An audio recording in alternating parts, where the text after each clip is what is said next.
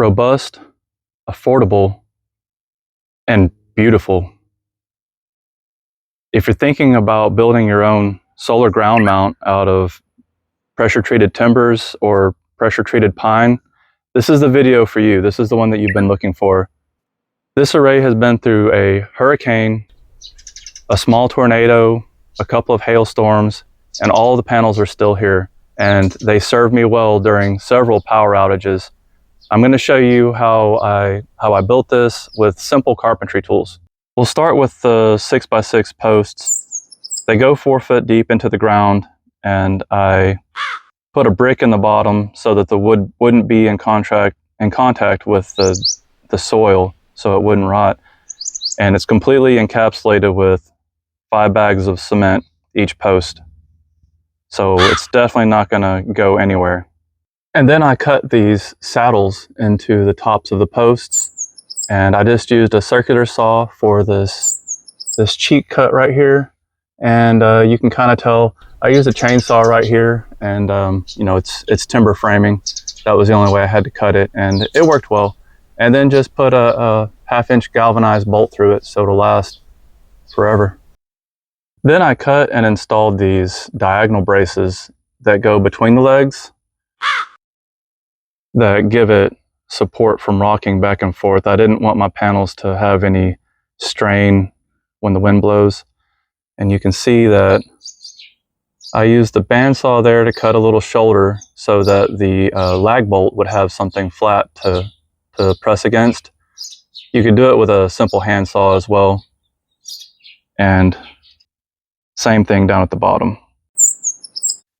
I didn't figure that the front 6x6s needed any side-to-side bracing because they only stick out of the ground like 3 feet.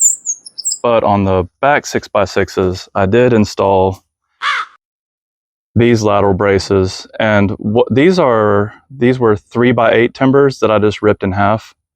And because I didn't need a full 3x8 there, it's just a diagonal brace. Save you a little money there. These are the 6-inch lag bolts. I got these from Lowe's, and I really like them. You just pre-drill a 5/16 hole. It comes with the driver and everything, and it perfectly goes through those 3-inch timbers because they're actually 3 inches each. On the top of my rack supports, I installed these 2 3x8s, and I made it to where they ended on top of the rack supports, and the ends of the 3x8s were offset every other one, so that if I have a tree fall during a storm or something, it'll mitigate a lot of the damage that could happen. I'm not saying that it's going to work 100%. I'm just trying to mitigate damage. Now, since my legs are 10 feet apart, I didn't want to use wood to go across here to mount my solar panels because I was afraid that they would bow and twist and warp, and I really wanted something that was going to be attractive. And so I went with these Iron Ridge racks, and I really like them. You can buy them various lengths, and when you have a splice like right here, there's a piece that slides in there that ties them together, so you don't have to waste a lot of material. Anything that you cut off, you can just splice and keep going on the next run. And this is a close-up of the Iron Ridge mounting brackets. I just put a lag bolt into the timbers, and then on the front side it has these teeth, and I just ran a string line across the whole length of the array. I pulled it very tight, and you can adjust this racking system up and down to where your array looks perfect. If you have some basic tools and some basic carpentry experience, you can definitely build this for yourself and your family, and have confidence. It's going to be stronger than anything that you can buy, way more affordable than anything that you can buy, and know that it's going to make it through some storms that lead to power outages.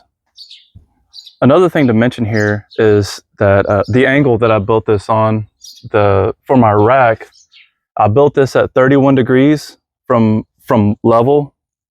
The reason for that is I live at 31 degrees latitude. So on the Equinox, I'm pointed directly at the sun. So I get the average of the best summer and winter angles this way. So whatever your latitude is, you build at that angle from level. So I can always tell when I look at someone's array what part of the country they live in, because if they live further up north, it's a steeper angle, and if they live at the equator, it's flat. I decided to go with a fixed angle and not make it adjustable because everything about making it adjustable to me just looked weak. It didn't look like it would survive a storm. And I really like the idea of no moving parts. That's what's beautiful about solar. I built this 2.5 years ago and I have done nothing to it. It just works every day. And I really like the idea of not having to come out here every couple months and try to adjust things and have that chore to do. So if you have some basic carpentry skills, some basic power tools, you can totally build this. It's just timber construction. It's not a piano. There's nothing to it. You got this.